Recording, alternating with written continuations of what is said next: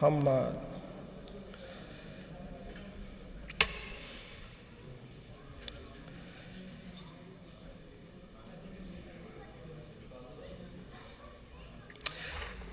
If I can humbly request one more time, especially to the brothers in the court area, to please make your way back to the masjid. Jazakallah. A'udhu billahi minash shaitanir rajim. Bismillahir rahmanir rahim. I begin in the name of Allah, the most beneficent and merciful. All praise belongs to Allah subhanahu wa ta'ala for blessing us with existence and granting us this opportunity to move towards Him. Respected brothers and sisters, Assalamu alaikum.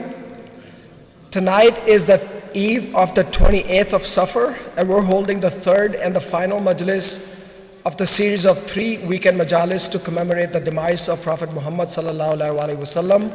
Allahumma salli ala Muhammad wa ala Muhammad. The shahadat of our second Imam, Imam Hassan al-Mujtaba alayhi salam. Allahumma salli ala Muhammad wa ala Muhammad. And the shahadat of our 8th Imam, Imam Ali al-Ridha alayhi salam. Allahumma salli ala Muhammad wa ala Muhammad. And tonight, once again, I would like to offer my condolences to all my brothers and sisters in Iman, all lovers of Ahl Bayt, our Maraj Taqleed, our ulama, and best of all, our condolences go to the Imam of our time, Imam al-Hujjah, Imam Mahdi, Ajalallahu ta'ala farajahum. Salli ala Muhammad wa ala Muhammad. May Allah subhanahu wa ta'ala grant us the strength and courage to follow in their footsteps and uphold the principles of justice, equality and compassion set by Ahl Bayt alayhi salam. On this night, we pray to Allah subhanahu wa ta'ala for the acceptance of our ibadat, fulfillment of our hajat, and may Allah keep all mu'mineen worldwide in His infinite mercy and grace, inshallah. At the start of our program, I would like to share a few ahadith from our 8th Imam, Imam Ali al-Ridha alayhi salam. Allahumma salli ala Muhammad wa ala Muhammad. Imam has said, the highest degree of wisdom is self-cognition. The best and most respected virtue of a man is to do good and to fulfill the desires of needy. Human intellect is a divine blessing, but politeness are acquired through endeavoring. A generous man is close to God, close to paradise, and close to everyone. Silence is a door amongst the door of wisdom. May Allah subhanahu wa ta'ala grant us the wisdom and understanding to truly comprehend these words, and may we walk in the path of Ahl Bayt alayhi salam. Tonight, once again, Majalis will be addressed by our visiting scholar, Hujjatul Islam, Maulana Mehdi Shakolai. Now, I would like to start the program with a recitation of Noble Quran. For that, I would like to request Brother Ahmad Dosani to please come forward. He will be reciting Surah Al-Fajr. Please welcome him with the loud salawat.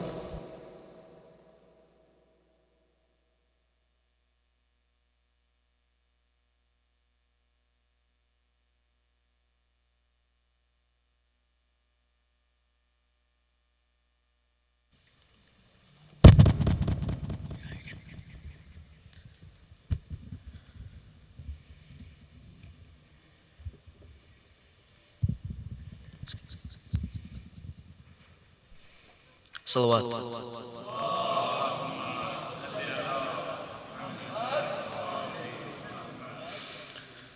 أعوذ بالله من الشيطان الرجيم.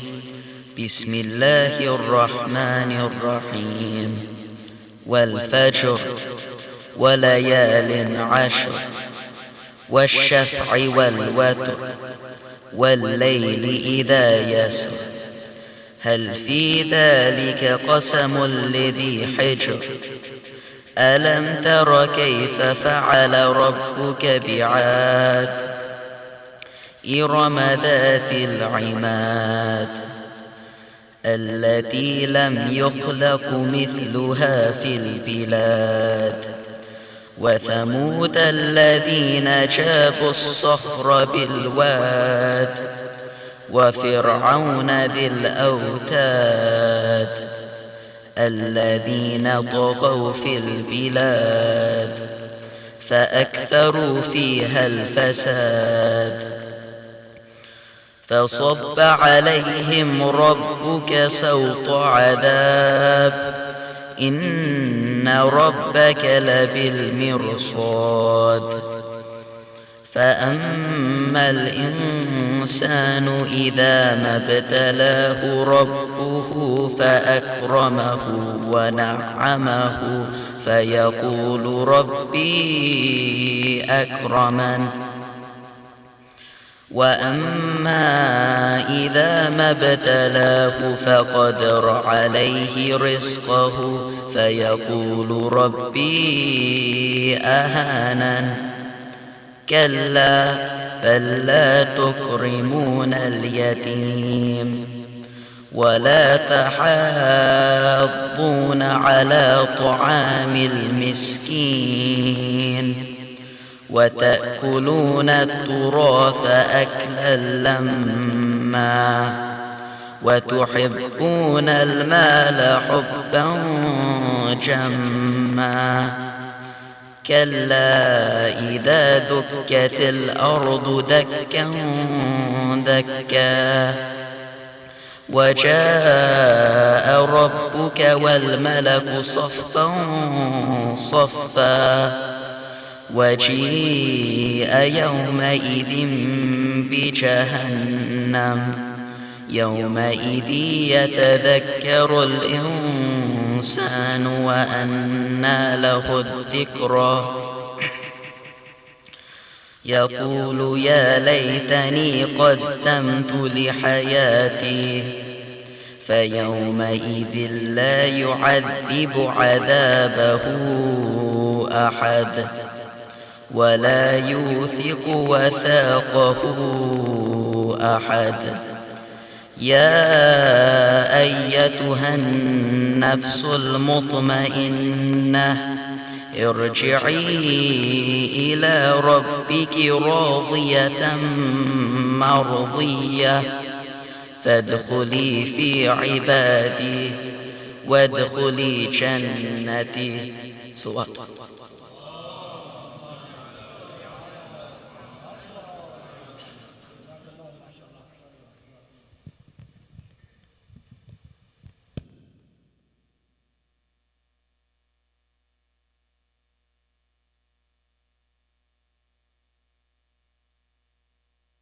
Jazakallah brother Ahmad Dosani for his and his family Sehat and Salamati. Please recite aloud salawat. Allahumma salli ala Muhammad wa ali Muhammad. Now for the recitation of Salam and Marsiya in the honor of Ahl Bayt, I would like to request brother Zishan Jafri and brother Hassan Askari. Please welcome them once again with a loud salawat.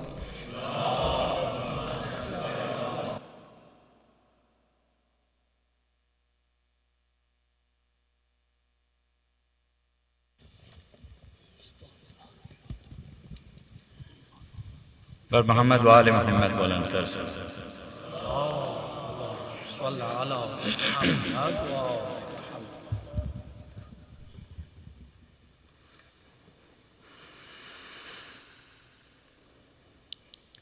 ایک بار پھر بلندتر صل اللهم صل على محمد و آل محمد و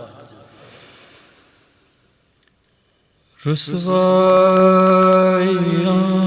ہیں ان کے لیے کائنات میں رسوائیاں ہیں ان کے لیے کائنات میں جو نقص ڈھونڈتے ہیں محمد کی ذات میں دین رسول کیسے بچایا حسین نے دین رسول کیسے بچایا حسین نے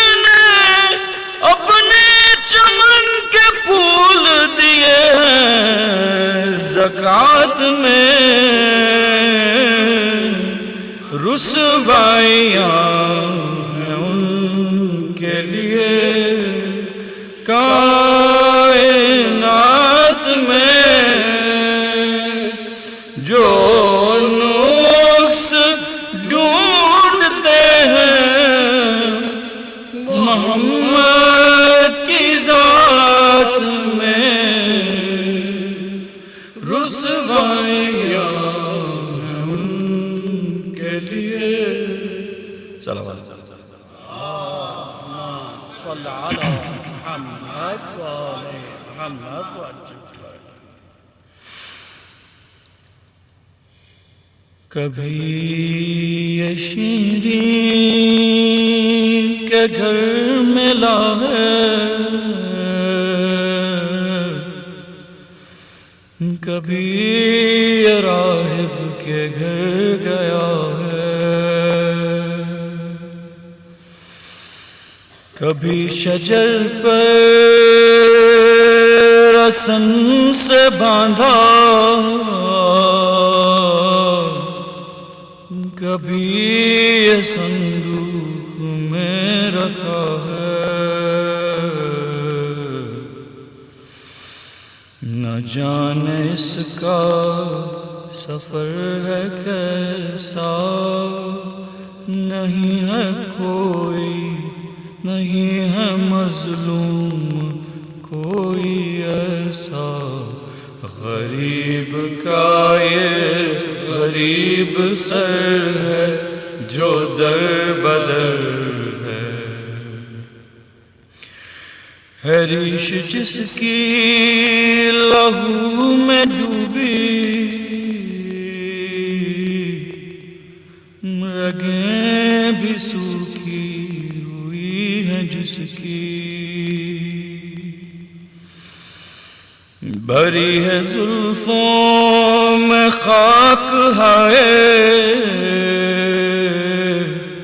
کٹے ہیں لب اور جبیں ہیں زخمی،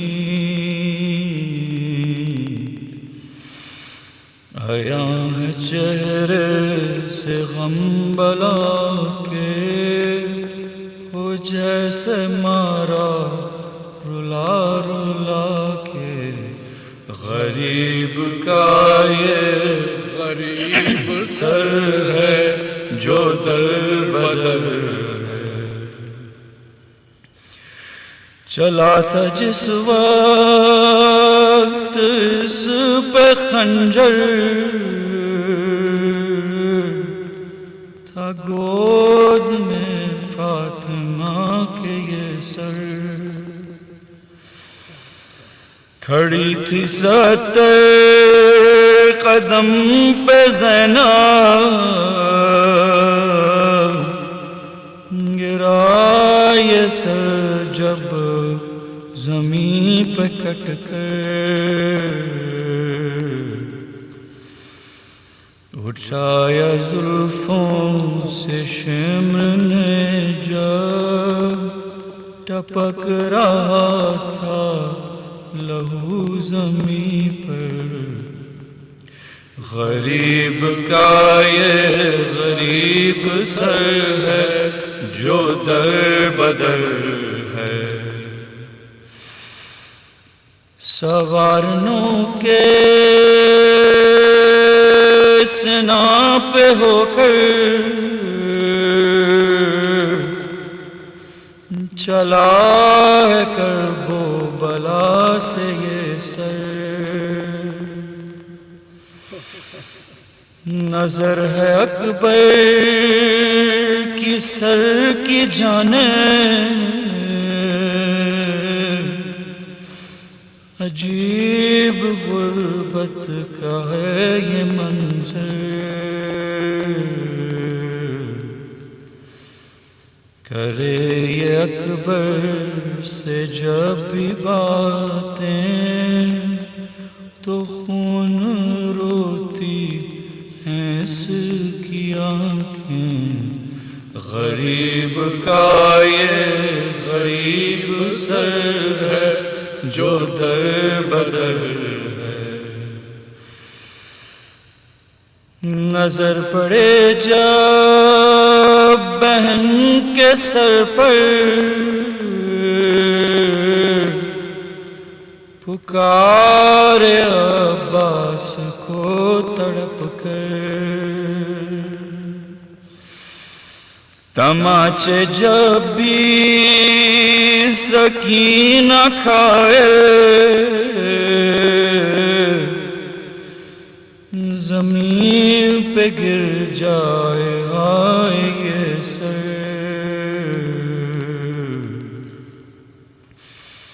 کوئی جو عابد پہ ظلم ڈھائے پکارنے سے ہائے ہائے، غریب کا یہ غریب سر ہے جو در بدر گری تھی ناقے سے جب سکینہ، وہیں یہ سر بھی ٹھہر گیا تھا، نظر نہ آئی جب اس کو بیٹی، تڑپ کے زینب کی سمت دیکھا،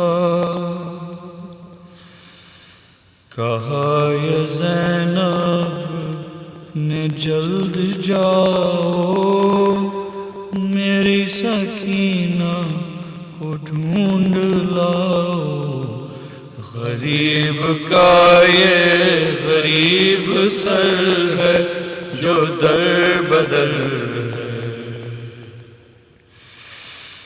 یہ سر جو خولی کے ہاتھ آیا، عجیب ظالم نے ظلم ڈھایا، گھر اس کے زینب تڑپ تڑپ کے پہنچی، جب اس نے تندور میں چھپایا،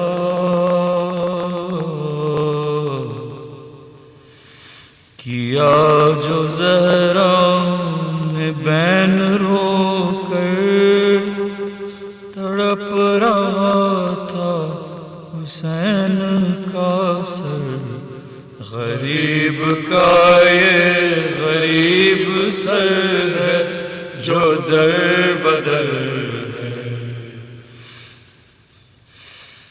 ستم یہ دربار میں ہوا تھا، غریب سر تشت میں رکھا تھا، یزید دندان شاہدی پر چھڑی کو ہنس ہنس کے مارتا تھا، سکینہ کو دیکھتی تھی،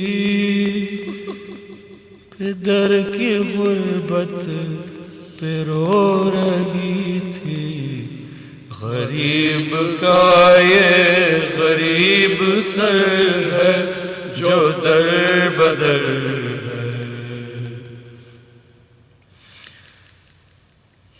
ہے، شام کی قید کا یہ منظر ملا سکینہ کو باپ کا سر، رضا و ذیشان تھی قیامت، کہا سکینہ نے جب لپٹ کر،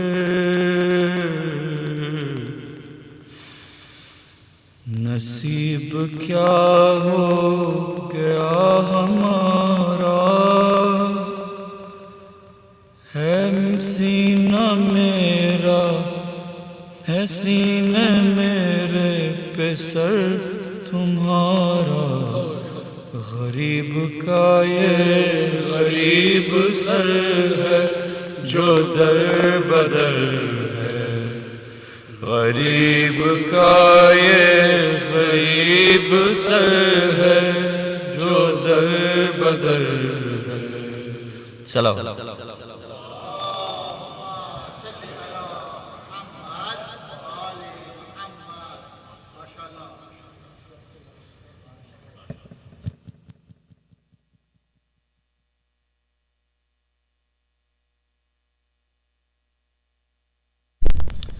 MashaAllah, Jazakallah, Hassan bhai and Zishan uncle.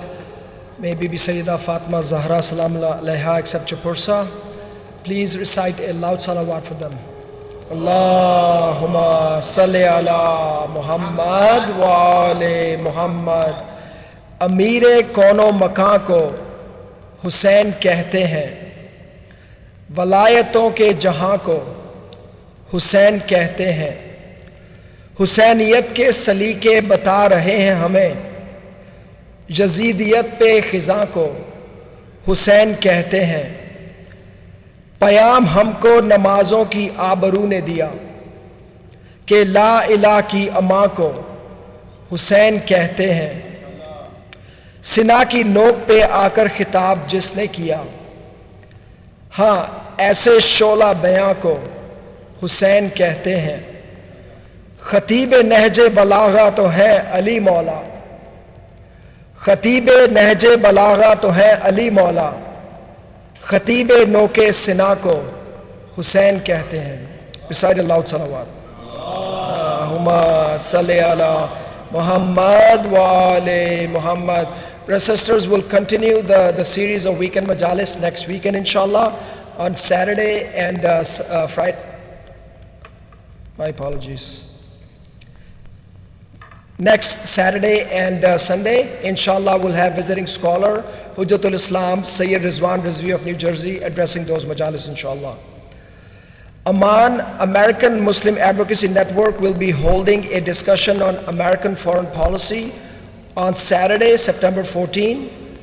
As the election approaches, Aman is organizing a series of events focusing on examining national policies through our Islamic values. Our friends, please visit our website. Tonight's program is being sponsored by the family of Brother Sayyid Mukhtar Alam. For their sehat salamti, acceptance of their hajat, please recite a loud salawat. Allahumma salli ala Muhammad wa ali Muhammad. Let's recite Surah Fatiha for all marhumin of sponsoring family and all the families who are present, their marhumin as well. In particular for marhum Sayyid Sardar Alam, son of Akhtar Hassan Kazmi, marhuma Narjis Begum, daughter of Sayyid Saeed Murtaza Abidi, and marhum Dr. Munis Rizvi and Shah Jahan Begum. And for all marhum Mu'mineen and Mu'minat, please recite the Surah Fatiha preceded by a loud salawat. Allahumma salli ala Muhammad wa ali Muhammad. Bismillah.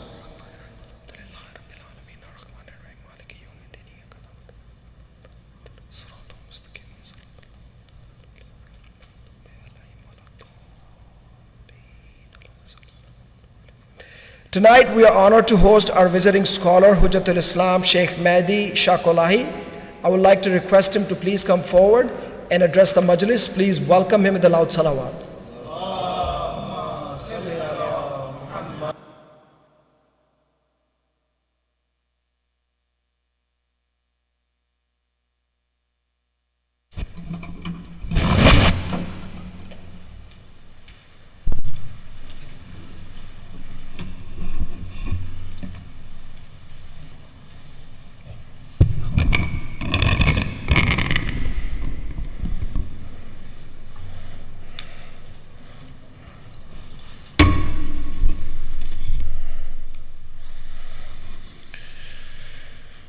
Assalamu alaikum wa rahmatullah.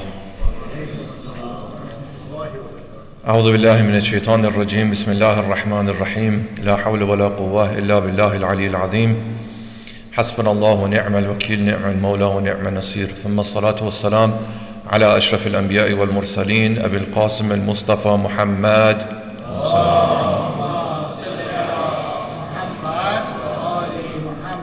وعلى آله الأطيبين الأطهرين الهداة المهديين سيما بقية الله في الأرضين عجل الله تعالى فرجه الشريف ولعنة الله على أعدائهم أعداء الله إلى قيام يوم الدين رب اشرح لي صدري ويسر لي أمري واحلل عقدة من لساني يفقهوا قولي. I begin by expressing my condolences on this martyrdom anniversary of our master Imam Ridha alayhi salatu wassalam.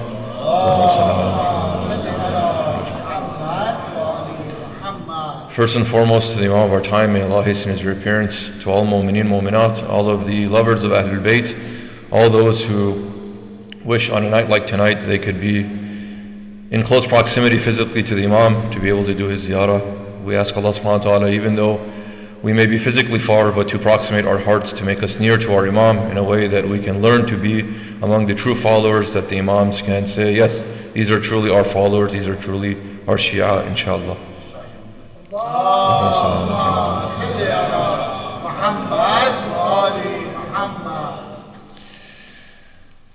We spoke last few nights about the role of the Prophet, peace and blessings be upon him, and the Ahlul Bayt as a continuation of that prophetic mission in their support of each and every one of us in helping us appreciate our relationship with Allah subhanahu wa ta'ala and our ability to acknowledge that relationship of servitude, to commit ourselves and to excel in that servitude. And the Ahlul Bayt alayhi salatu wasalam are there to remind us of some of the basic principles that the Quran teaches us and has taught us about what it means to be a servant of Allah subhanahu wa ta'ala. Now, some of these are a little complex, they're a little sensitive, they're difficult. You have to go layer and layer and layer and layer of interpretation and of explanation and of exposition. But some of these are very simple. For someone like me, who is still in those early stages, I want to remind myself of the simple points, those simple principles. What are some of those simple principles? For any individual to be a good servant of Allah, for them to be guaranteed those things that the Quran has spoken about for those who are in the ranks of Iman, the Quran tells us that a person has to have a few things. But at a core, what do they need to have? They need to have correct belief. They need to have understood correctly the nature of their relationship, how to engage in that relationship. And then after that, they need to act on it. A person cannot suffice to say, yes, really what's most important about being God's slave, God's servant, to be in servitude, is just for me to know that. And then after I know that, it's not important for me necessarily to do much. Well, the Quran is telling us that that's clearly not true. In Surah An-Najm, Allah subhanahu wa ta'ala states, Bismillah ar-Rahman ar-Rahim, what will be the worth of every individual? How will each individual stand to be accounted for on the Day of Judgment? وَأَنْ لَيْسَ لِلْإِنسَانِ إِلَّا مَا سَعَى وَأَنَّ سَعْيَهُ سَوْفَ يُرَى. That for every individual, it is only for them the amount that they have strived, that they have worked, that they have done the good deeds. And they shall soon see the outcomes or the full outcomes of their actions. It's not that we are kept in the dark until this Day of Judgment for us to know, this was a good deed that I was done, I will be rewarded. No, the Quran is telling us, for these good deeds, for these good actions, these are the consequences. For these misdeeds, for these poor decisions, these are the consequences. As we mentioned last night and the night before. We are being invited towards a path, a way of living, performance of certain actions that will give us the best outcomes. Inna hadha al-Quran yahdi lillati hiya aqwam. So the Quran is telling us, first and foremost, a person has to correct their belief. Because action is good, but that action has to be what? It has to be supported by a correct belief. Sometimes two people do the same things, but because their intentions or their outlook is different, then the value of their action is also very different. I give sadaqah, but I'm doing that because I expect recognition. You give sadaqah because you know it is not only a duty of yours, but because it is good for you and for the person who's receiving it.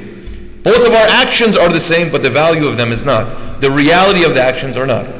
So the first thing a person has to do is to make sure that they have correct understanding, correct belief. So where do we turn? To the Quran. Where do we turn? To the speaking Quran in the person of the Prophet, peace and blessings be upon him, and the Ahlul Bayt alayhimus salam.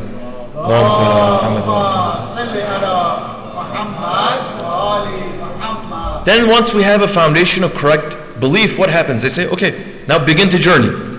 First figure out where you're going. To use the example that we gave a few nights ago, first put the address in your GPS, and then it will start the route, and then journey on that route. But before you know where you're going, maybe it's worth taking some time to figure that out. Okay, so after you figured it out, you have to make sure that you actually embark on that journey. Now, why is this important? Because the Quran reminds us that sometimes those of us weaker in faith, those of us still struggling, those of us with overconfidence may think that just because we make certain claims, just because we call out certain things, that Allah will also reward us the way He rewards those people who are actually working hard and striving and struggling. No. Allah subhanahu wa ta'ala tells the people in Surah Al Imran, أَمْ حَسِبْتُمْ أَن تَدْخُلُوا الْجَنَّةِ وَلَمَّا يَعْلَمُ اللَّهِ الَّذِينَ جَاهَدُوا مِنْكُمْ وَيَعْلَمُ الصَّابِرِينَ. Did you think that Allah subhanahu wa ta'ala is just going to let everyone into paradise before He's ascertained those among you that will strive and struggle, and those who will demonstrate perseverance and sabr? Is it just as simple for us to say, we are Muslim, we believe, amanna, and Allah said, okay, go to the paradise, that's enough for you? No. We want to see, now that you've said that, how are you able to apply that in all facets of your life? Now, Ali alayhi salatu wasalam in Quran al-Hikam says, for a person to expect paradise without action, that's a foolish act. Talabul jannati bila amal humq. It's foolish. I say, brother, of course everyone knows that. So why should we be spending time? Because the Quran is reminding us of those things. So where do the risks sometimes come? The risk comes when we're not careful about how we value certain actions of ours. Every action that Allah has sanctioned is good, but we want to make sure that we give it its due measure, its due place. Like we mentioned last night, تِلْكَ حُدُودُ اللَّهِ فَلَا تَعْتَدُوهَا. This is the measure, this is the balance, this is the definition. Don't exceed it. And one facet of not exceeding, one dimension of not exceeding is not to say this action is supposed to serve this role. No, it serves more roles than that. Today I prayed, so I did my good act. I don't need to give charity. No, Quran says pray and give charity. I was kind to my mother, so I don't need to be kind to my father. No, you have to be kind to both of them. I respected my brother, but I disrespected my sister. No, everything has its rightful place. There were Muslimin during the time of the Prophet, peace and blessings be upon him, that they would say, I wish that Allah would inform us what is the best action that we could do. No, maybe they were sincere in their request. Maybe they were not lazy. They just wanted to say, okay, we're doing these things, but maybe there's something better. I want to do that. You see someone who's so driven to serve, they're saying, I'm doing, but I feel like I'm not doing enough. I wish I could do more. I wish I could serve more. For those of us who have had the great honor to go for the Arba'in, you may see there people there that are hosting with all the love that they have, and all that they put, and all that they give, and I wish I could do more. That person is really looking for something greater. Some of these companions of the Prophet, peace and blessings be upon him, were those that were in the early Muslim community. They said, we wish Allah would tell us what is. So Allah revealed, the best thing you can do is for you to strive together in the path of God. Al-jihadu fi sabilillah. It has many instances, many manifestations, but this basic point, you have to work hard, you have to strive. You cannot expect a handout. You cannot think that you're going to be privileged. You cannot think that Allah is going to give you some priority pass, some special expedited lane, that everyone else has to go through the general, I'm going to go through this special. No, everyone has to work hard. So the ayah came down, and some of these people said, oh, that's too hard. I don't think I can do that. Instruction came, it's time for you to go on this expedition. Oh, I'm busy. Oh, I have these family responsibilities. Oh, I have these work responsibilities. Oh, I have this. Oh, I have that. The Quran responded to them. سَبَّحَ لِلَّهِ مَا فِي السَّمَاوَاتِ وَمَا فِي الْأَرْضِ وَهُوَ الْعَزِيزُ الْحَكِيمُ. Everything that's in the heavens and in the earth does tasbih, glorifies Allah. He is the all-wise, the all-knowing. يَا أَيُّهَا الَّذِينَ آمَنُوا لِمَ تَقُولُونَ مَا لَا تَفْعَلُونَ. Why do you say things that you're not going to do? Why do you make certain claims about yourself when you don't do them? Not even when you don't, you know when you're not going to do them, but you make certain claims but you don't do them. كَبُرَ مَقْتًا عِنْدَ اللَّهِ أَن تَقُولُوا مَا لَا تَفْعَلُونَ. It is a grave thing. It is greatly outrageous to Allah that you should say something that you don't do. So now, you and I may say, I didn't ask for anything extra. The basics that are there, I just want to do those things. I'm not asking for any extra credit. Okay. But as we mentioned last night, what are those things that have been sanctioned? What are those things that are what are the hududullah that we can preserve it? That becomes the first task. But the other thing is to make sure that we are appreciative of the fact that this is a holistic system. It is a holistic system. That means so long as a person is the creation of Allah subhanahu wa ta'ala and is living and is breathing and is existing, there is something that Allah has provided for them as a source of guidance and a source of inspiration. A person cannot say, oh, when I come to the masjid, that is my time for Allah. But when I go out of the masjid, that is the time for not Allah. No, you cannot say that. It's a type of a shirk. No, when it comes to my spirituality, when it comes to my worship, I'm not going to worship any idol. But when it comes time for my recreation, that's not for Allah. That's not religious. No. Can't do that. When I'm going for a religious trip, that's for Allah. But when I go on other non-religious trips, that's not for Allah. We can't make those distinctions. It is holistic. That means it has a system, it has instruction for all facets of life. In a person's youth, in a person's elderly, in a person's times of good, in a person's times of struggle, in times of happiness, in times of sorrow. There's always something there. So Allah says, be careful not to make claims about certain things when you are not turning around and performing them. كَبُرَ مَقْتًا عِنْدَ اللَّهِ. This is an outrageous thing to do. So, throughout history we've seen, especially when it comes to what? Especially when these individuals are offered an opportunity to, be connected to the source of knowledge and the source of inspiration. If a person's not careful, historically we've seen, Imam Ali said, two sorts of people destroyed me. They put so much pressure on me, or they burdened me, maybe a better way of saying it. Those who elevated my status beyond that of what Allah has designated, and those who what? Brought me lower than that, and deposed me of the position that Allah subhanahu wa ta'ala had designated. Those two people are really the mischief makers. So these mischief makers were in all times with the Imams. Generally we call them the ghulat. Ghulat, those who do ghulu, they exceed. Quran says to Ahlul Kitab, La taghlu fi dinikum. Don't exceed those bounds. Preserve the hududullah. Don't say things that are not true. So there was one of these people by the name of Ali ibn Hasaka. He lived during the time of Imam al-Askari. Allahumma salli ala Muhammad wa Muhammad. And so he presented himself to the people as really spiritual person, really religious. So you look at them, he says, wow, this is arif billah. Right? Good beard, good looking, head down, place of sujood. Just when you look at them, you're reminded of Allah. Okay. So this Ali ibn Hasaka started saying some amazing things. And of the true Shia, the true followers that were what? That were strong in their beliefs and strong in their actions. Right? They're able to understand who da'iyan ila Allah bi'idhnihi is. They don't believe everyone that says anything. They have some sort of a protection against what? Against their mediums of education. Not anyone can come and just say, the Imam said this, the Imam said that. Just like today. Anyone cannot just come and say, oh, I read in a book that the Imam said. No. There's a skill that's needed. There's a competency that's needed. You have to study, you have to be trained, you have to be... Otherwise, what happens? You create these problems. This Ali ibn Hasaka came and he was saying all sorts of odd things. So they wrote a letter to the Imam. And they said, may I be sacrificed for you? This is what's happening. Here are some of the things that he's saying. This Ali ibn Hasaka يدعي أنه من أوليائك. First thing is he's attributing himself to you. Saying, no, we're one of the good ones. We're one of the special ones, the followers of Ahlul Bayt. Okay. So what do? They establish some sort of credibility for themselves. Now if someone doesn't know better, what are they going to do? Oh, everything, the zahir, the superficial looks good, so I should accept it. What else does he say? وَأَنَّكَ أَنْتَ الْأَوَّلُ الْقَدِيمُ. Blatant shirk.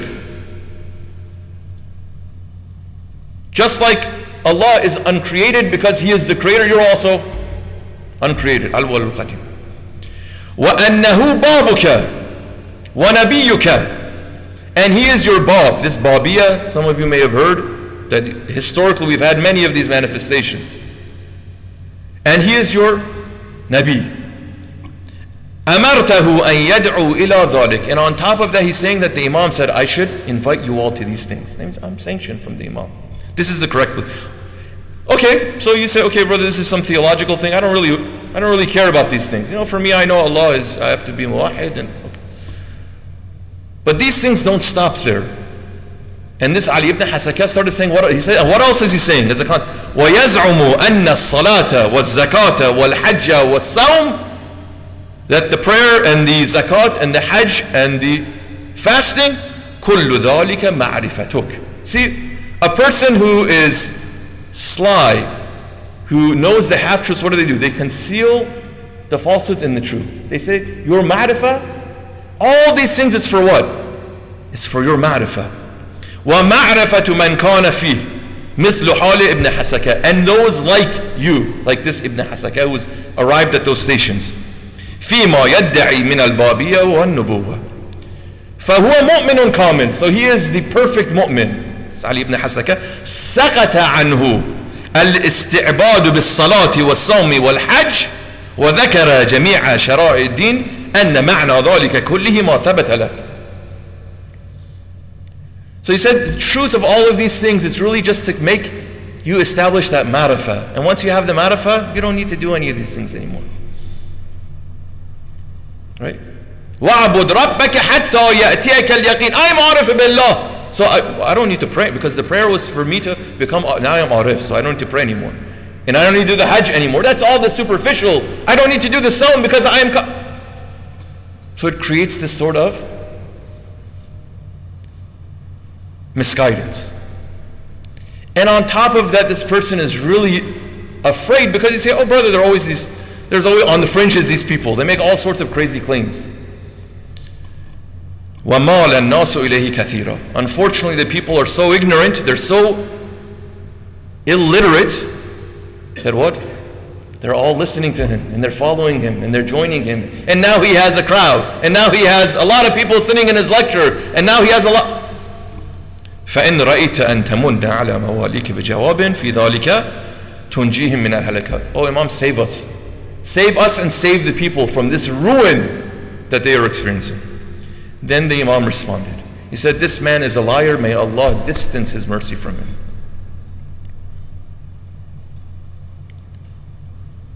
وَدَاعِيًا إِلَى اللَّهِ بِإِذْنِهِ. This is no joke.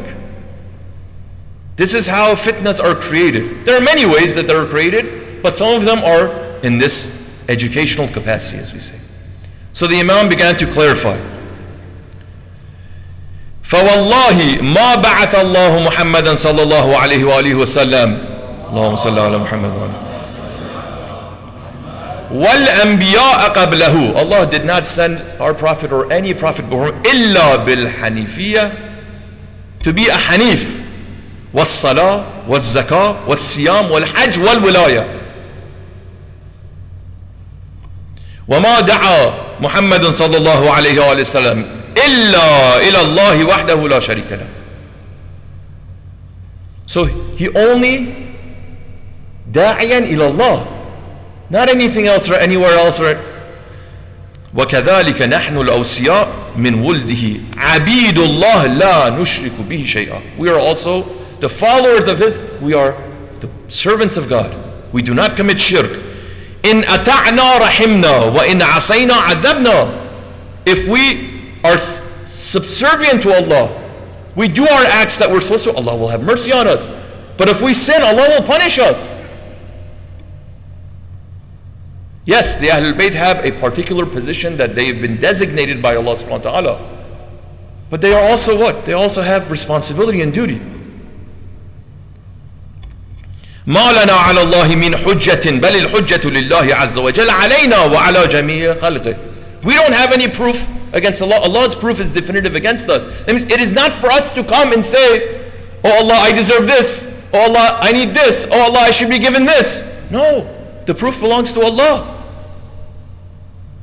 The Imam says, I distance myself from any of these people. So these sorts of things, they creep into sometimes our beliefs and our practices if we're not careful. Like what? If a person has intense love for Ahlul Bayt alayhimu salatu wasalam, but they're not following their teachings, what does that mean? How is that going to make the Ahlul Bayt feel?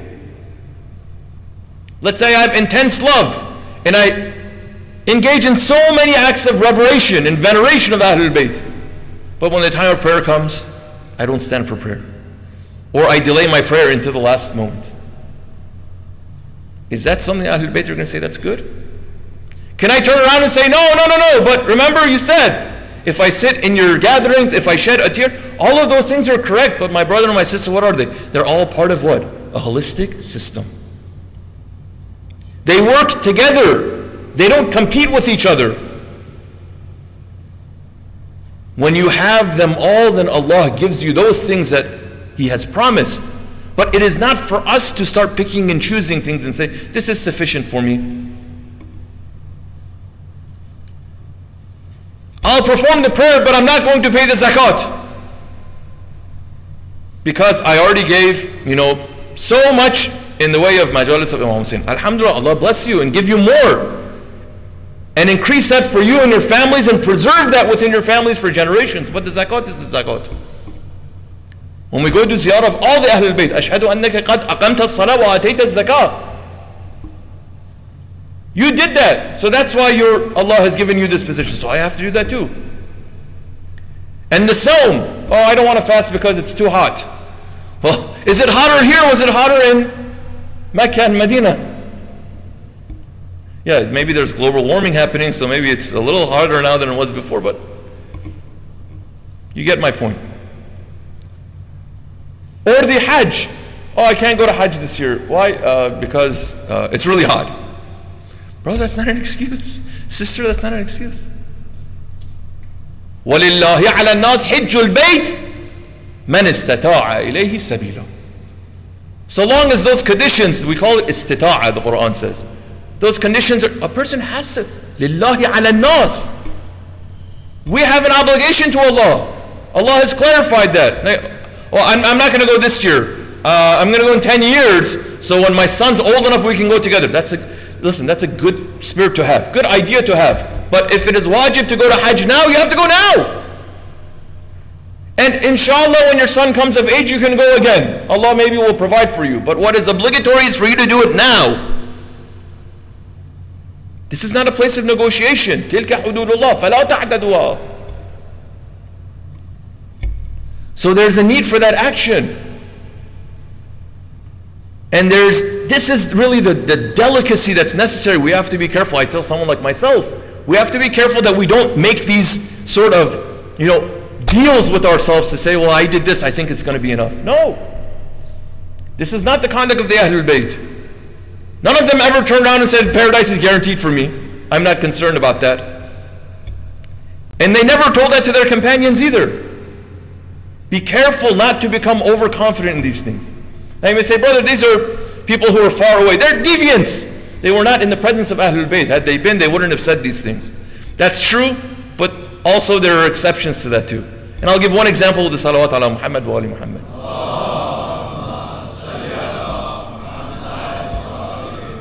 My brother and my sister, please don't misunderstand me. And may Allah correct me if I'm making a mistake or saying something that's wrong. My intention is not to say, let us abandon. We do enough remembrance of Ahlul Bayt. Let's not do that. Let's do other things. No. Let's do all of them. Right? It's not an either or. It's a both and. Someone should not say, oh, I'm going to attend Majalis first because I want to do more prayer. No. Attend the Majlis and do your prayer too. So there are also people that were really close to the Ahlul Bayt, even, as we say, a part of those families. Imam Ridha alayhi salatu wasalam had a brother. Allahumma salli ala Muhammad. By the name of Zayd. Of course, Ahlul Bayt, their families were large. The Imams had many children. So the Imam had a brother by the name of Zayd. This Zayd, as the history tells us, if you look at Shaykh Sadus, he made some mistakes that was not pleasing to the Imam, and the Imam did not sanction him, the Imam censured him. In some even accounts they say that he's kind of known as, because of the displeasure of the Imam, Zaydun Nar. In one report we have, the Imam told him, I totally reject what you're doing. Be away from us, and the Imam didn't speak to him until the end of his life. So what would this say? What was one of his faults? One of his faults that he was overconfident in what? In that the privilege of being a part of the lineage of the Prophet, peace and blessings be upon him. That his father was an Imam. That he was part of the lineage. He was of the Sadat. In one of the sessions they say, this Zayd was speaking to other people. Conversation was going, and he started to say, we, Ahlul Bayt, we, Sadat, we are this and that. We are this and that and that, and started singing all the praises, all the, we say, Faza'il. But he was also attributing to himself. He wasn't saying my brother is like this and my father. He said, I'm the son of my father. In the exchange that he has with Imam Ridha, I am the son of my father and your brother. Okay, so we are like this, we are like that. Imam turns around and says, Zayd, أغرك قول ناقل الكوفة?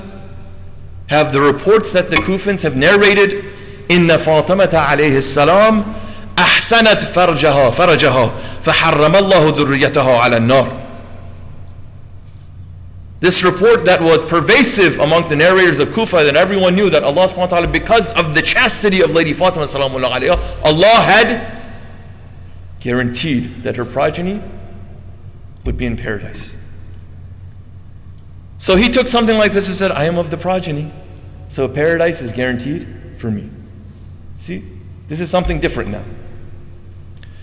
فوالله, Imam is saying, by Allah, ما ذلك إلا الحسن والحسين وولد بطنها خاصة. This thing that was said was about the direct descendants of Fatima alayhi salam, Imam al-Hassan and Imam al-Hussein alayhi salam, Sayyida Shabab Ahl al-Jannah. Allahumma salli. So that's what that's talking about.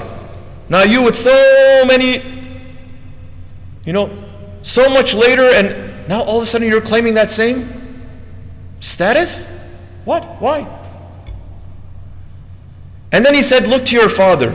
وَأَمَّا يَكُونَ مُوسَى بْنِ جَعْفَرَ عَلَيْهِ الصَّلَاةُ وَالسَّلَامُ يُطِيعُ اللَّهِ وَيَصُومُ نَهَارَهُ وَيَقُومُ لَيْلَهُ وَتَعْسِيهِ أَنْتَ ثُمَّ تَجِئَانْ يَوْمَ الْقِيَامَةِ سَوَاءً لَأَنْتَ أَعَزُّ عَلَى اللَّهِ عَزَّ وَجَلَّ مِنْ.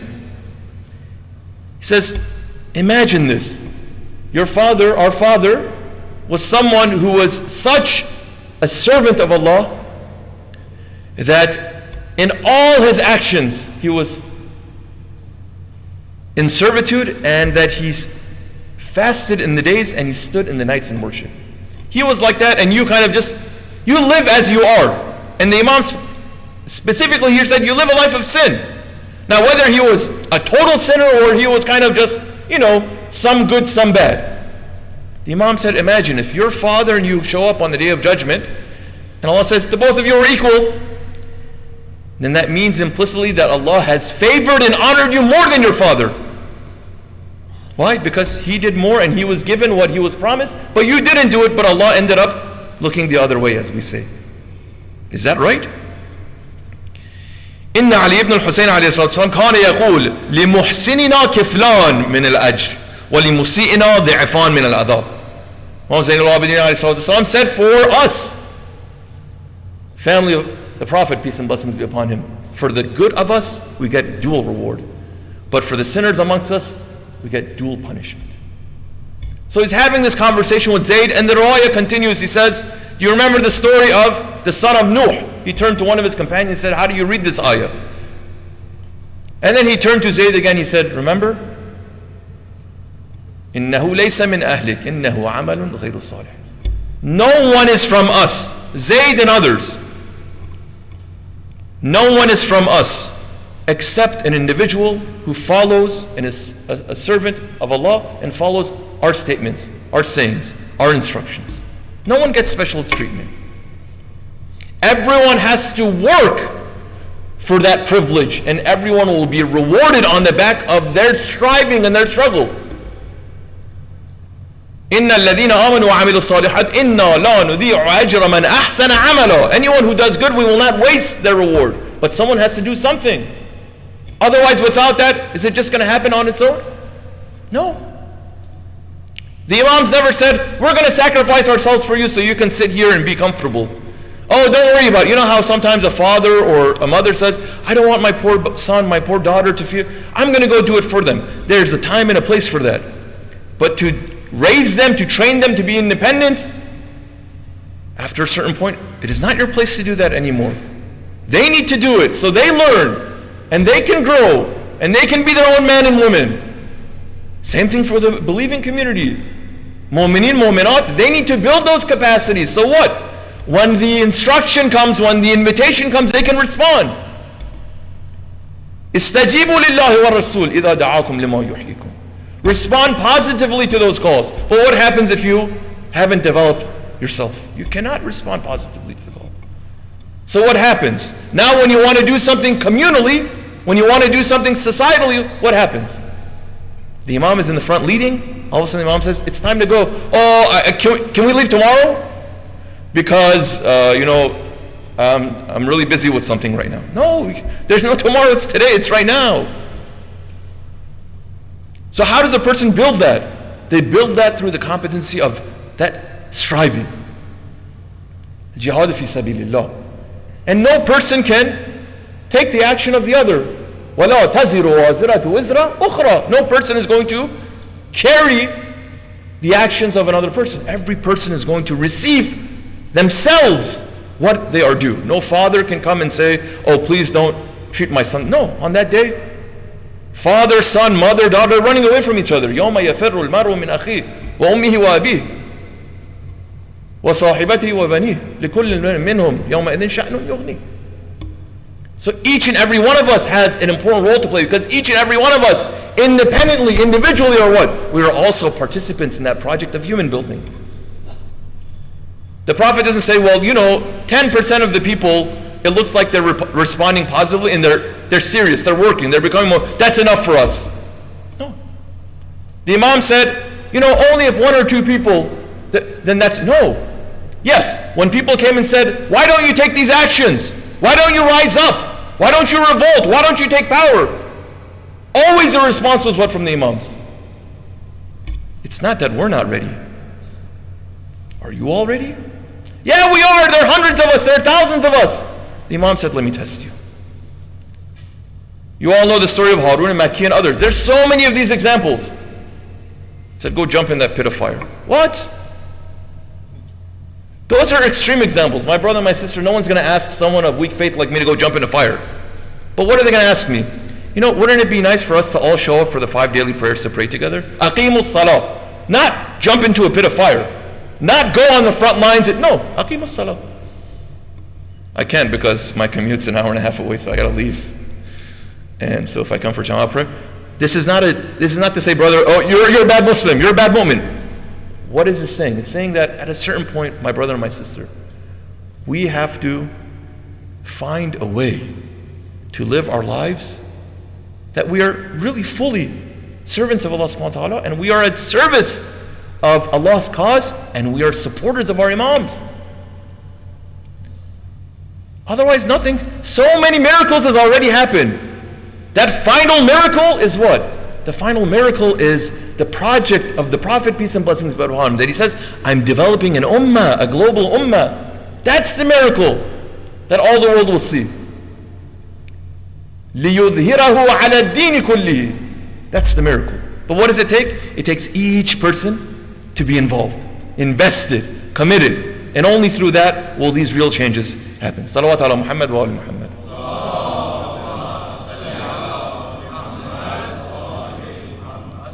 Now, should I feel bad? Should I feel ashamed? Should I feel that I've been given this special privilege to come in the presence of Ahlul Bayt in their majalis? No, of course not. We should cherish this. We should protect this. But at the same time, what happens? We should be careful that this does not replace other things. Again, you have esteemed companions of the Ahlul Bayt. They're teaching them so someone, not like me, but like you, will learn. Mu'mineen, mu'minat. Ahmad ibn Abi Nasr Bazanti, he's one of the top companions that lived during the time of 3 Imams. You'll see his ahadith, his reports all over our books. He says, one day, I was in town, Medina, and I was busy with my affairs, and I knew that the Imam this is before Imam Ridha had gone to Khurasan. So I was there, I was managing my affairs, I was doing my things. All of a sudden I see that the Imam, as we say today, he sent a car for me. He sent a donkey, he sent a horse, and someone was there. He says, the Imam has requested your presence. Sometimes you invite someone, generally people come with their own cars, right? But if they're really an honored guest, what do? You send a car for them. So the Imam has sent a car for Ahmed Bazanti. And the worker there says, the Imam says, I should bring you to his presence. Okay, this is what a great honor. So he goes. He goes in, and the Imam is there, he hosts him, and they have a meal together. All of a sudden it becomes nighttime. So it's late, it may be dangerous, it may not be comfortable to travel at night. So the Imam tells him, Ahmad, it's nighttime. I don't think it's a good idea for you to return to where you were going. So return to Medina. And Ahmad said, of course I can. It's no big deal. There's transportation available. I can make my way. The Imam says, no. It's better for you to stay the night with us. Like a good host, right? Now, a person kind of sometimes feels a little embarrassed, uncomfortable. Should I say, should I not say? But this Ahmad ibn Abi Nasr Bazanti is really okay, the Imam has made an instruction, I'm going to stay. And so he stays the night. The Imam says to his worker, come bring some sort of, set up a place for his sleep. And, they didn't have many rooms with beds that were already there. They would bring their own, blankets and things, people would sleep on them. The Imam told his worker, don't just bring the guest blankets and pillows, bring mine. So the worker comes and the Imam puts his own bedding for his companion. And so now the companion stays the night, and the Imam says, welcome, and in the morning you can return. So Ahmad ibn Abi Nasr, in my words, I say the Imam closed the door. I don't think there were, maybe doors in that way, but Ahmad was alone now, and he started thinking in his mind. He said, what an honor that Allah has bestowed upon me. That I would be requested to come to the Imam's presence, and the Imam would feed me, and the Imam would keep me overnight, and the Imam would put his own bedding for me. SubhanAllah. So he was just in that thought of how could it happen. He said, I can't think of any other companion that the Imam had done something like this for them. So he's thinking, what does this mean? Someone like me, I would think, I'm special now. I'm definitely better than other people because the Imam has not done this for anyone else. So if he did it for me, that means I'm special. He said, I was in this thought, and then the Imam showed up. He says, Ahmad, let me remind you of something. He says, recall when Imam Ali alayhi salatu wasalam, Amir al-Mu'mineen alayhi salatu wasalam, Allahumma salli ala Muhammad, went to that esteemed companion, Zayd ibn Sohan, Sa'sa'ah. And when he was sick, the Imam visited him, and he honored him with a visit. Of course, it is our obligation to visit one another, your brother, your sister, in time of illness. But again, for the Imam to come, imagine if, a leader of a community comes, a leader of a governor comes, a senator comes, a president comes, a leader of they show up, the Imam. So Zayd was also feeling, what a great honor for me. And the Imam turned to him and he says, Ya Zayd, فافتخر على الناس بذلك فلا تذهبن نفسك إلى الفخر وتذلل لله عز وجل واعتمد على يده. It says, be careful that yes, we value you, so we've come. But be careful for you not to have an over-dependence, an over-reliance, an overconfidence in the fact that everything for you is okay now. That your paradise is guaranteed. My brother and my sister, we are honored and privileged to be a part of a tradition that is teaching us where to go to best connect to the prophetic teaching and to be servants of Allah subhanahu wa ta'ala. However, with that comes a responsibility. That what? That we need to be on the forefronts when it comes to acting. To be people, men and women of action, not just men and women of talk. That talk is good. That statement and speaking a truth is good. But there also needs to be an action that accompanies it. My brother and my sister, we have been given so much that will allow us to make real changes in the world, but also to make changes amongst ourselves in the quality of the creation of our ummah, the creation of our own congregations, the creation of our jama'ahs, that we can say all of those things that the Quran speaks about mu'mineen and mu'minat being in these types of relationships, we can accomplish them. Especially because we're privileged with this type of instruction, this type of support, and we seek it out and they seek us out. But that brings responsibility of action. I'll end with one statement from Imam Ridha alayhi salatu wasalam that hopefully will give us a little bit of inspiration for where we should be focusing some of our attention. Imam Ridha alayhi salatu wasalam, salawat ala Muhammad, Allahumma salli ala Muhammad. He's been narrated to have said, "Man farraja an mu'minin, farraja Allahu qalbihi yawm al-qiyamah." A person who creates space, widens, unlocks for his or her brother in Islam, then Allah will widen and expand for him his heart on the Day of Judgment. You and I have responsibilities to each other. A mu'min and a mu'min have a responsibility to each other.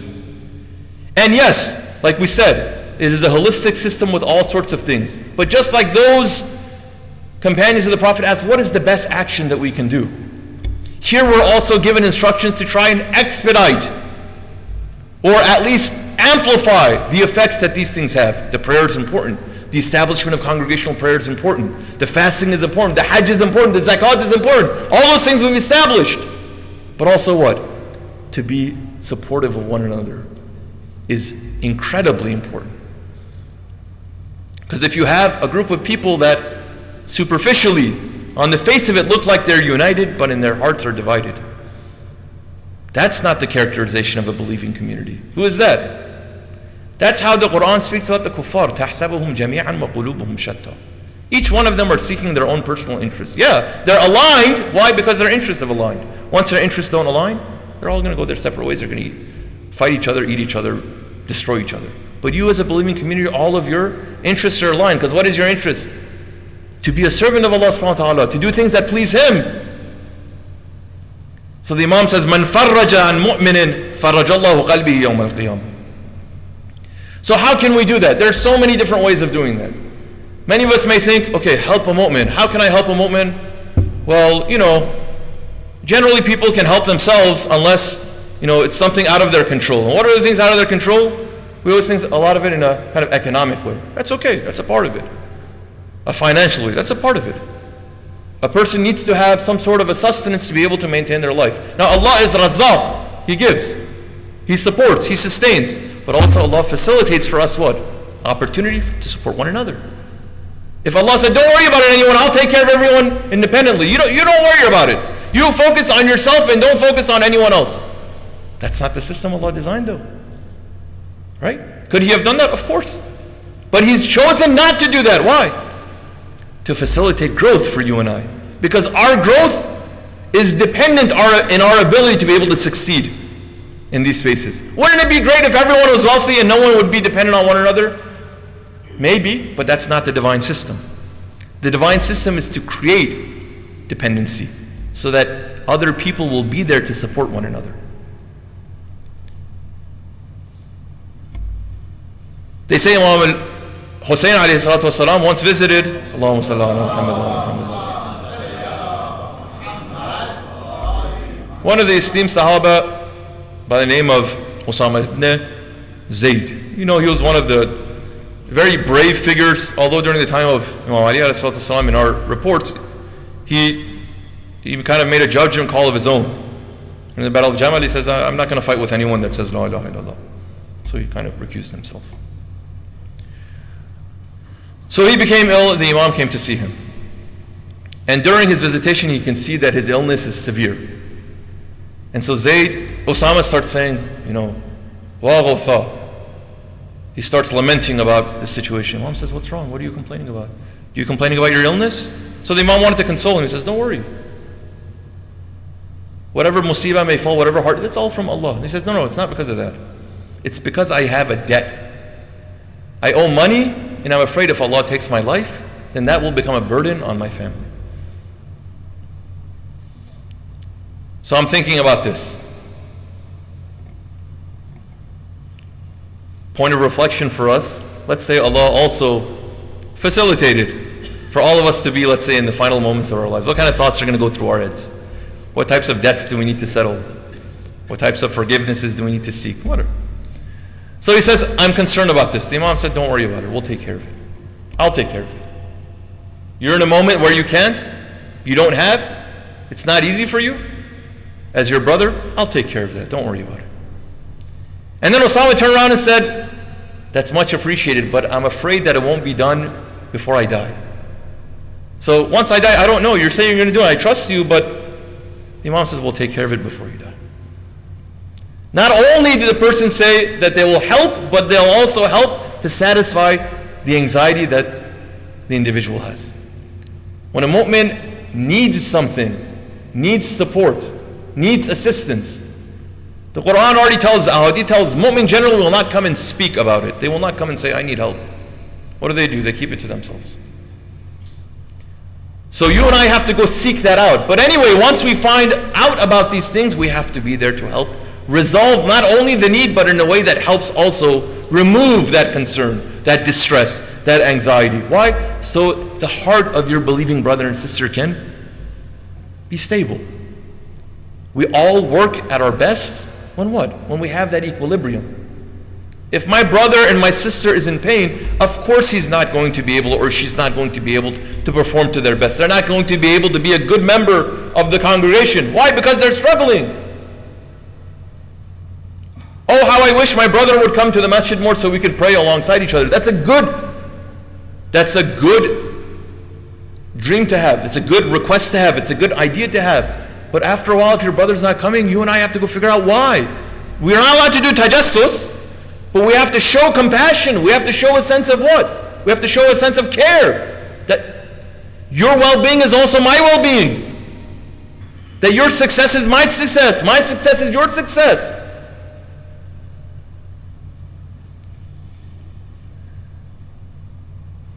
So Imams obviously knew about this, so what would they do? They made sure that they created systems that allowed for resolutions of some of these things, even in times where you feel like, oh, that's a waste of money. Well, Sadiq alayhi salatu wasalam had many companions. Allahumma salli ala Muhammad wa ala Muhammad. One of them was by the name of Mufaddal. Mufaddal he had special responsibilities. Imam kept money with him. He gave him responsibilities of not a full treasury, but he gave him some funds that he was responsible for. One of those funds was what? A budget was for what? He said, I know amongst mu'mineen, sometimes there will be disputes. If you can use from this fund to resolve these disputes, do so. Because the Imam had trained him. This wasn't just, some inexperienced, naive, simpleton. No, it's a trained individual, right? So he said, take these funds and use it that way. One day Mufaddal is walking in the streets and he sees two people are having a dispute. And accounts has come that a groom and his father-in-law, they're disputing about some debt. You owe me this money. No, I paid you. No, you didn't pay me. It's this much, it's that. And now they're arguing, let's say, or they're fighting with each other. Mufaddal said, what's going on here? This is the dispute. Now, the riwayah doesn't say this, but I would imagine a part of that conversation hopefully was, well, did you write it down anywhere? Did you have a witness? The longest ayah of the Quran in Surah Al-Baqarah is about what? It's about lending money. Make sure you have someone there to write. Make sure you have some witnesses there too, so they can be shahid, right? Anyway, So he said, okay, well, how much is the amount? This amount. My father said, stop fighting, I'll take care of it. Oh, okay, my father, you must be some really rich, wealthy. No. They asked my father, where do you get this money from? He said, the Imam gave it to me. Gave it to you for what? To use for these sorts of things. Now maybe that's not as accessible or easy for us. You're saying, brother, we're struggling just to, keep the lights on. Or maybe not. So we don't really have the funds to set aside $500,000, $10,000 for people when they dispute for one another. For us, that's going to be an expensive sort of endeavor. Yeah, probably. But it's at least one of the features that this holistic system should have. Because the cost of this dispute is much higher than generally the cost of that amount. For a brother and a sister, a brother and a brother, a mother and a daughter, a father and a son, to be on bad terms and to sulk and to be unhappy with one another for a night, a week, a month, a year, decade, you can say you can't put a price on that. But if you do put a price on that, sometimes the price of it is $2,000, $3,000, $5,000. Go speak to your young ones of your community. How many of them are excited to begin their lives, finding a spouse and getting married? If you speak to them, one of the major things they're going to tell you is, I don't feel like I'm financially independent yet. So what do? I have to keep hustling, I have to keep working, I have to keep striving. So what? So that I'm able to stand up on my own 2 feet, then I'm able to go get married, then I'm able to establish my family. Sometimes that takes 6 months, sometimes it takes 6 years. Now in the community, if I know this brother, this sister is struggling, what's really the pain point there? Is it $5,000? That's it? With $5,000 it'll help you not only get ahead in life, but it'll help resolve these. Okay, no problem. I'll do 1,000 of it, this person will do 1,000, this one. Go. As a loan, return it to us, inshallah, when you get that high paying job, come and give it to us and give more if you'd like, but that's all it took. There's so many of these opportunities that exist in our communities. You say, brother, I'm not in the business of writing checks. That's okay. No one said the only way to give is to give money. Now, if you want to, even then Allah says everyone to their own capacity. لِيُنْفِقَ ذُو سَعَةٍ مِنْ سَعَتِهِ. The one that Allah has given expansively, let them give that way. وَمَنْ قُدِرَ عَلَيْهِ رِزْقُهُ فَلْيُنْفِقُ مِمَّا أَتَاهُ اللَّهُ. And for the person you can say is struggling financially, let them give in a way that does not put strain on them. You say, I have no money to give. No problem. Sadaqah is not just about money. They say the easiest sadaqah a person can give is what? Tabassum. Smile. Can you lend a smile to your brother and sister? So many of these things. So one of the Imams was riding on his horse, his donkey, and all of a sudden he stops, he gets down. Imam Zainul Abidin, if I'm not mistaken. He's walking, he's on his horse, all of a sudden he gets down, his donkey, he gets down. I saw, what are you doing? What happened? He said, I just want to kick this rock out of the road. Why? What? So what? What's going to happen if you kick the rock off the side of the road? I said, I don't know, maybe it'll help someone. Maybe it'll prevent from someone trip over. He says something as small or as insignificant as you think that is, sometimes guarantees paradise for you. If we're not careful, we think the only way that I can perform good action is if I do the grand actions. No. That's not what we've been asked to do. Each one of us has our own types of responsibilities. But sometimes it's what? Sometimes it's Allah has given you some gift, use that gift in the service of your believing brother and sister. They say everything has a zakat. Everything has a zakat. وَالشَّفَاعَةُ زَكَاةُ الْجَاهِ. For a person who has status in society, their shafa'ah, their intercession. Not a faith-based intercession. Intercession like this. I need help getting a job somewhere. Can you refer me? You work for the same company. Yeah, of course I can. Why? Because you're a junior, you're fresh, and I'm a VP. So of course I can. And the zakat of you being the VP is what? To give the referral. Yes, we take for granted that the person is qualified. But it is your zakat and it is an obligation. You can't just say, oh, well, I made it to the top, so I'm not going to help anyone, so they learned. No, you don't need to teach anyone anything. Allah will already teach us all the lessons. That's not our place. تلك حدود الله فلا تعتدوها.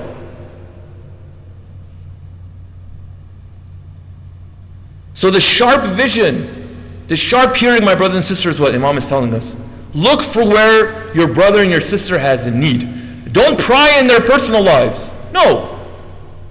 There's a respect and there's a sanctity for that. But generally when you start thinking about what can we do to advance our state to live in ways that are pleasing to Allah and creating a congregation that does so, now you'll see that there's so many opportunities to help one another out. And if a mu'min is not going to help a mu'min, who will help them?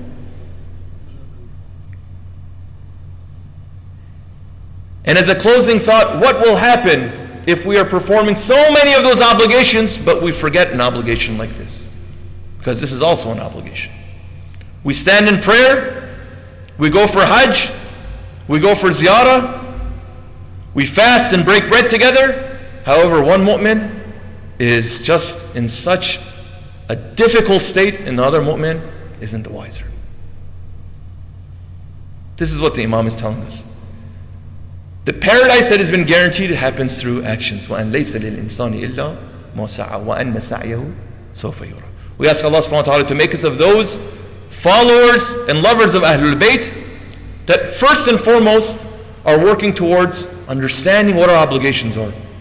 And Allah subhanahu wa ta'ala will continue to inspire us and support us towards the performance of those obligations, inshallah.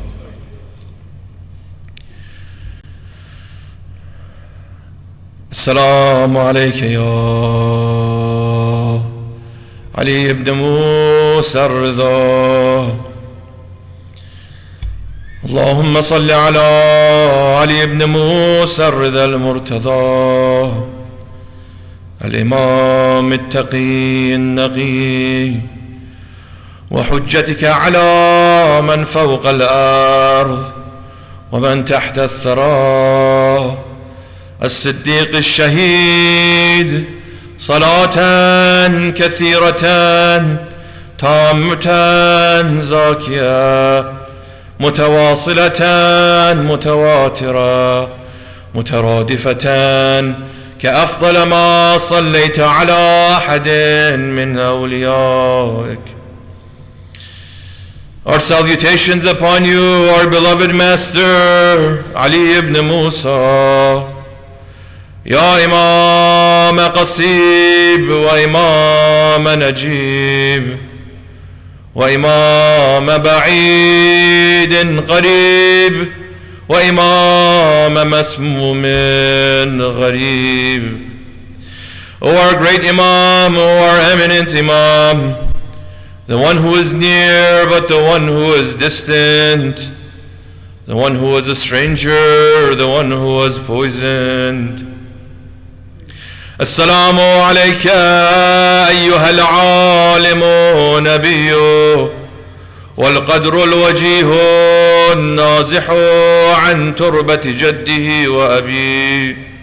Peace be upon you, my master, that exalted scholar, that had the notable powers, who was distant from the land of his grandfather and from his father. Oh, how they took you away, Ya Ali ibn Musa. There are moments where Ahlul Bayt are forced to depart from their families. They must bid farewell, they must go on journeys unaccompanied. Imam al-Ridha, as he was preparing for that journey towards Tus, he first goes towards the grave of his beloved grandfather to bid his farewell. He goes there. My dearest grandfather, look at what your ummah is doing to me. Look at how they treat us.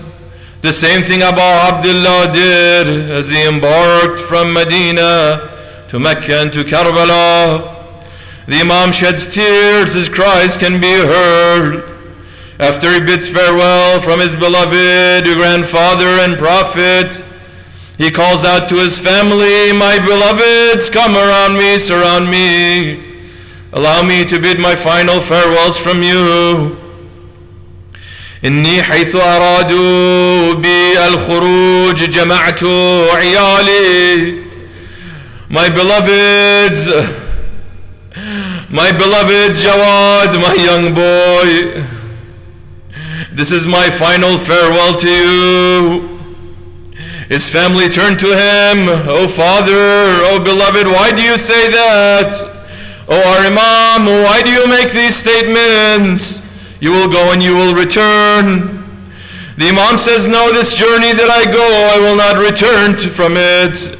إني لا أرجع إلى عيالي أبدا. This is the last time I see you and you shall see me. So what does our master do? They say you won't be afforded that opportunity. So if you want to shed a tear for me, shed it now. فأمرتهم أن يبكوا علي حتى أسمع. Imam says, I want to hear you. You cry for me, shed a tear for me so I can hear it. This is how our master Imam Ridha had to bid farewell to his family, to his beloved. This was that moment that our master saw his family for the last time, while he had his own strength, while he stood on his own 2 feet. But when was the next time his beloved saw him? When was the next time Imam al-Jawad saw his beloved father? Abu Sa'd says, Imam al-Ridha gave me instruction. He said, tomorrow I'm going to see this man. غدا أدخل على هذا الفاجر فإن أنا خرجت مكشوف الرأس فتكلم مكلمك. I'm going to see this man tomorrow. If you see me after this gathering, come out and my head is not covered, then speak to me. I will respond you. وإن خرجت وأنا مغطى الرأس فلا تكلمني. But if I come out and you see my head is covered, then don't speak to me. Abu Sa'd said, my Imam went into the meeting, but when he came out, وَخَرَجَ مُغَطَّى الرَّاسِ, the Imam came with his head covered. I knew I should not speak to him anymore. They say, we continued back to the residence of the Imam, but I could observe that my Imam was very weak. Even that short distance that we had to go, the Imam had to take a break a few times. My master Imam al-Ridha, finally we arrived. I let him in. I opened the door. The Imam went into the room. He said, Abu Sa'd, leave me. Don't enter the room anymore. Abu Sa'd said, I stood outside, so concerned for my Imam. I was crying, I was lamenting, I was grieving. I was there in solitude. All of a sudden I felt a presence. I saw coming inside a young boy, a young man that resembled Imam al-Ridha more than anyone else. I asked him, oh young man, how did you get into the house? The doors were locked. He says, الذي جاء بي من المدينة في هذا الوقت هو الذي أدخلني الدار والباب مغلق. The same one that brought me from Medina to here is the same one that allowed me to come in while this door was locked. Imam al-Jawad goes into the presence of his father. He can see Imam al-Ridha there. He's there, but the Imam is not his normal self. The Imam is not sitting or standing, but he is laying down restless, sometimes awake, sometimes passing out from the weakness of his body. Imam al-Jawad sits next to his father, comforts him, consoles him. He said, I looked to the lips of my father. His lips were whiter than the snow. ورأيت في شفتي الرضا عليه السلام زبدان أشد بيضا من الثلج. This is how Imam al-Ridha has to bid farewell to his beloved Imam al-Jawad. But there was also another time where a father had to bid farewell from his family. He gathered them to bid final farewell on that afternoon of Ashura, when Abu Abdullah came back to the tents of what remained from the family, he could see on the battlefield that all of his companions lay lifeless. Where are my companions? Where are those brave men? Is there no helper remain to help me? Abu Abdullah comes to the tents. Oh beloved children of the Prophet, come and bid your final farewell from your father. Abu Abdullah there, though, gave a different instruction. He didn't give the instruction for them to cry. If anything, he comforted them. He bids farewell to them. Be patient, my beloveds, for the real grief and sorrow shall begin after I leave you. The Imam is telling him, don't cry, save your tears for what shall come. As Abu Abdullah is bidding farewell to all of them, he prepares himself for battle. He sees that his horse is not advancing. He looks down and sees a young girl is there. My beloved father, how can you allow yourself to leave me? Abu Abdullah comes down. My beloved Sukayna, سأتول بعدي يا سكينة فاعلمي منك البكاء إذا الحمام دهاني لا تغرقي قلبي بدمعك حسرة ما دام من الروح في جثماني فإذا قتلت فأنت أولى بالذي تأتينه يا خيرة النسوان. Ya Sukaina, can you see how difficult it is for me? At least spare me this grief, that I not see the tears fall down your cheeks while your father is still alive. This is how the Imam bid farewell to his beloved. But when was the next time that this daughter saw her father? Imam al-Jawad is able to sit next to the body of his beloved father, put the head in his chest. But when is the next time this young girl sees the head of her father? She only sees it when the head of her father is atop the spears. ألا لعنة الله على القوم الظالمين وسيعلم الذين ظلموا أي منقلب ينقلبون. يا حسين يا حسين يا حسين يا حسين يا حسين.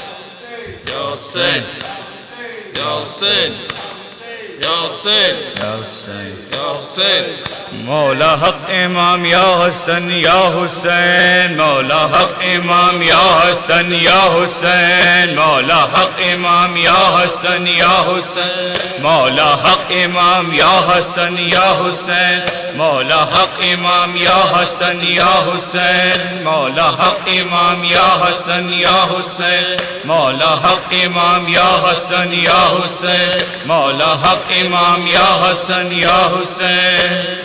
وہ عبد بیمار تھا چلنے سے جو لاچار تھا وہ عبد بیمار تھا چلنے سے جو لاچار تھا اور شام کا بازار تھا اور شام کا بازار تھا اور مصطفیٰ کی بیٹیاں مولا حق امام یا حسن یا حسین مولا حق امام یا حسن یا حسین مولا حق امام یا حسن یا حسین مولا حق امام یا حسن یا حسین.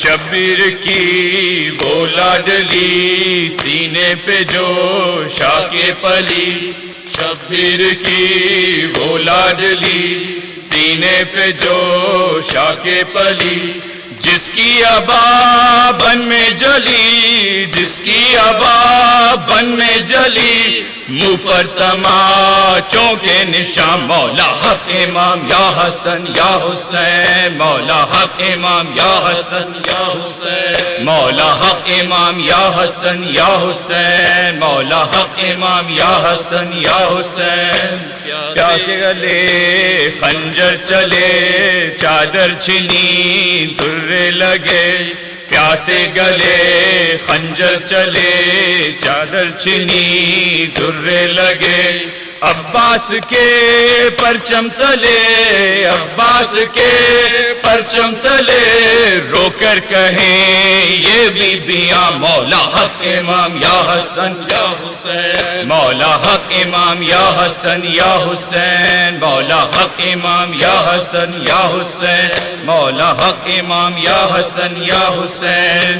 رو کر کہے قاسم کی ماں مارا گیا قاسم جوان رو کر کہے قاسم کی ماں مارا گیا قاسم جوان اے لال میں ڈھونڈوں کہاں اے لال میں ڈھونڈوں کہاں مہندی تیری سیرا تیرا مولا حق امام یا حسن یا حسین مولا حق امام یا حسن یا حسین مولا حق امام یا حسن یا حسین مولا حق امام یا حسن یا حسین وہ اصغر بے شیر تھا اور ہرملا کیا تیر تھا وہ اصغر بے شیر تھا اور ہرملا کیا تیر تھا پیاسا گلا کیوں کر کٹا پیاسا گلا کیوں کر کٹا لرزی زمین اور آسماں مولا حق امام یا حسن یا حسین مولا حق امام یا حسن یا حسین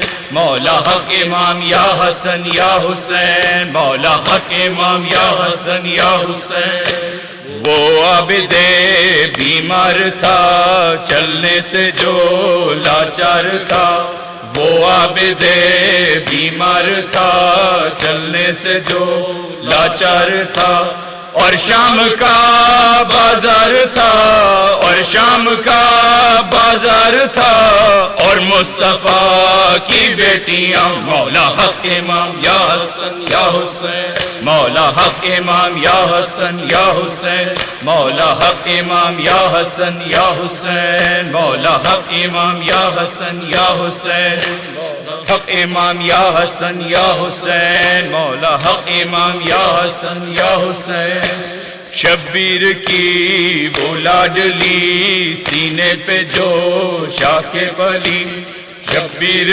کی وہ لاڈلی سینے پہ جو شاک بلی جس کی ابا بن میں جلی جس کی ابا بن میں جلی منہ پر تماچوں کے نشان مولا حق امام یا حسن یا حسین مولا حق امام یا حسن یا حسین مولا حق امام یا حسن یا حسین مولا حق امام یا حسن یا حسین وہ اصغر بے شیر تھا اور ہرملا کا تیر تھا وہ اصغر بے شیر تھا اور ہرملا کا تیر تھا پیاسا گلا کیوں کر کٹا پیاسا گلا کیوں کر کٹا لرزی زمین اور آسماں مولا حق امام یا حسن یا حسین مولا حق امام یا حسن یا حسین مولا حق امام یا حسن یا حسین مولا حق امام یا حسن یا حسین یا حسین یا حسین یا حسین یا حسین یا حسین یا حسین یا حسین یا حسین یا حسین یا حسین یا حسین شمع سے شمع جلے سلسلہ جاری رہے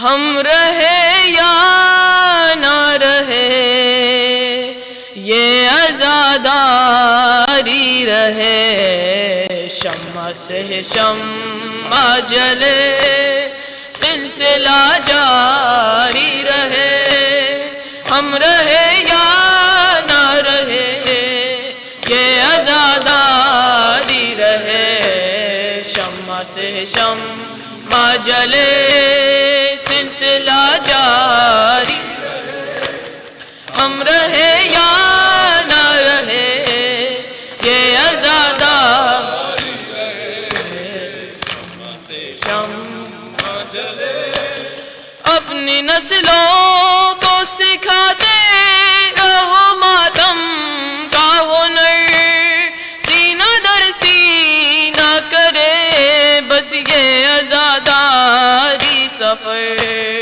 جیسے حالات بھی ہو یہ عمل جاری رہے ہم رہے یا نہ رہے یہ عزاداری رہے شمع سے شمع جلے سلسلہ جاری رہے ہم رہے یا نہ رہے یہ عزاداری رہے شمع سے شمع جلے سلسلہ جاری رہے ہم رہے یا نہ رہے یہ عزاداری رہے راکھ بدلے یہ زمانے کی روش اور موسم ایک پل بھی نہ رکے اشک عزا اور ماتم لاکھ بدلے یہ زمانے کی روش اور موسم ایک پل بھی نہ رکے اشک عزا اور ماتم ماتم شہ کا جنون زین پر طاری رہے ہم رہے یا یہ عزاداری رہے شمع سے شمع جلے سلسلہ جاری رہے ہم رہے یا نہ رہے یہ عزاداری رہے شمع سے شمع جلے سلسلہ جاری رہے ہم رہے یا نہ رہے یہ عزاداری رہے تم اگر ذاکر شبیر ہو یہ یاد رہے چاہے اس غم کے لیے سر بھی کٹے گئے بھی جلے تم اگر ذاکر شبیر ہو یہ یاد رہے چاہے اس غم کے لیے سر بھی کٹے گئے بھی جلے حرمت فرش عزا جان سے پیاری رہے ہم رہے یا نہ رہے جاری رہے شمع سے شمع جلے سلسلہ جاری رہے ہم رہے یا نہ رہے یہ عزاداری رہے سے شمع جلے سلسلہ جاری رہے ہم رہے یا نہ رہے یہ عزاداری رہے یہ سبھی لے یوں ہی آباد رہے لے عزا اور گھر گھر پہ نظر آئے علم غازی کا یہ سبھی لے یوں ہی آباد رہے لے عزا اور گھر گھر پہ نظر آئے علم غازی کا یہ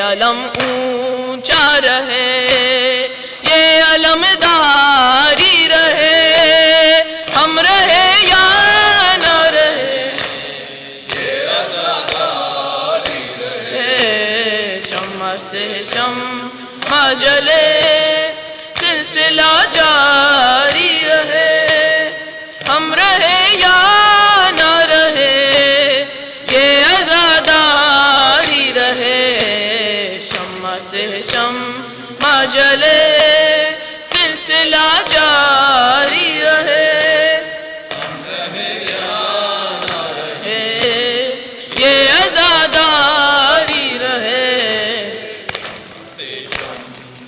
جلے اپنے گھر میں بھی عزاخانہ سجانا ہے مجھے اپنے بچوں کو عزادار بنانا ہے مجھے اپنے گھر میں بھی عزاخانہ سجانا ہے مجھے اپنے بچوں کو عزادار بنانا ہے مجھے تاکہ اس نسل میں بھی تازیاداری رہے ہم رہے یا نہ رہے یہ عزاداری رہے شمع سے شمع جلے سلسلہ جاری رہے ہم رہے یا نہ رہے داری رہے شمع سے شمع جلے یا حسین یا حسین یا حسین یا حسین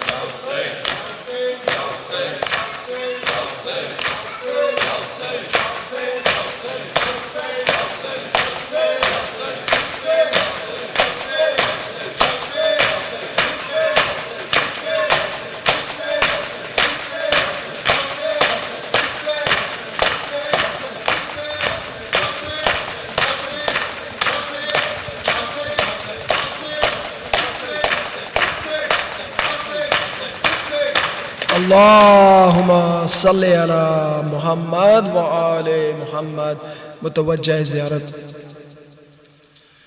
السلام عليك يا رسول الله السلام عليك يا أمير المؤمنين السلام عليك يا فاطمة سيدة نساء العالمين السلام على الحسن المجتبى السلام على الحسين وعلى علي بن الحسين وعلى أولاد الحسين وعلى أصحاب الحسين وعلى 9 المعصومين من ذرية الحسين السلام على علي بن الحسين زين العابدين السلام على محمد بن علي الباقر السلام عليك يا جعفر السلام عليك يا محمد بن علي الباقر السلام على جعفر بن محمد الصادق السلام على موسى بن جعفر الكاظم السلام عليك يا علي بن موسى الرضا المرتضى السلام على محمد بن علي الجواد السلام على